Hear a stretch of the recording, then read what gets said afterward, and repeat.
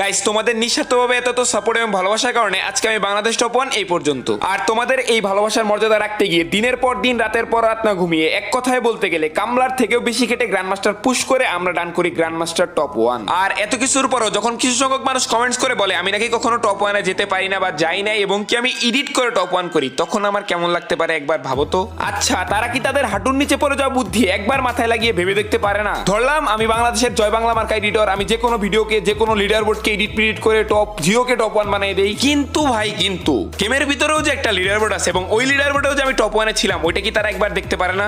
নাকি ভাই এটা বলতে হবে গেমের লিডার বোর্ড আমি এডিট করে দেই এবং তারপরে গাইনা ঘুষকে আমার নাম বাংলাদেশ টপ 1 এক নম্বরে বসিয়ে দেয়? আর অন্যদিকে টুর্নামেন্টের ইতিহাসের দিকে যদি আসি, বাংলাদেশের ফ্রি ফায়ার স্পোর্টস কিংবা ফ্রি ফায়ার টুর্নামেন্টকে আগায় নেওয়ার জন্য আমি বাংলাদেশ টপ 1 একজন ইউটিউবার হিসেবে কিংবা একজন স্পোর্টস প্লেয়ার হিসেবে এ পর্যন্ত কি করছি, কতটুকু করছি তোমরা ভালো করেই জানো। তারপরেও নাকি কিছু কিছু মানুষের কাছে শুনতে হয় আমরা নাকি টুর্নামেন্টে করি সিন্ডিকেট। তো এডিট করে টপ 1 এবং টুর্নামেন্টে সিন্ডিকেট, এই বিষয়গুলো মূলত শুরুই হয়েছে আজ থেকে প্রায় 3 মাস আগে কোনো এক কন্ট্রোভার্সির মাধ্যমে। তখনই আমার উচিত ছিল এই বিষয়গুলো কতটুকু সত্য না মিথ্যা না ভণ্ডামি তোমাদের প্রমাণ সহ দেখানো, কিন্তু ওই সময়টায় কন্ট্রোভার্সির নাম করে অনেকেরই অনেক ভালো ভিউজের ব্যবসা চলতেছিল। তো আমি চাই নাই তাদের ভিউজের ব্যবসাগুলো আরো আগাক বা তোমাদের সময়গুলো নষ্ট হোক। কিন্তু এখন আর ওয়েট করতে পারলাম না, যেহেতু এই টপিকটা এখন আরো বাড়তেছে, এই টপিকটা আমার এখন ক্লিয়ার করতে হবে এবং এই টপিকে ডাইন করতেই হবে। সো রেডি থাকো এবং আজকে ঠিক সন্ধ্যা 7টায় আমার ইউটিউব চ্যানেলে চোখ রাখো, একটা বড় সড়ো ধামাকা আসিতেছে। আর এই ধামাকাটি হতে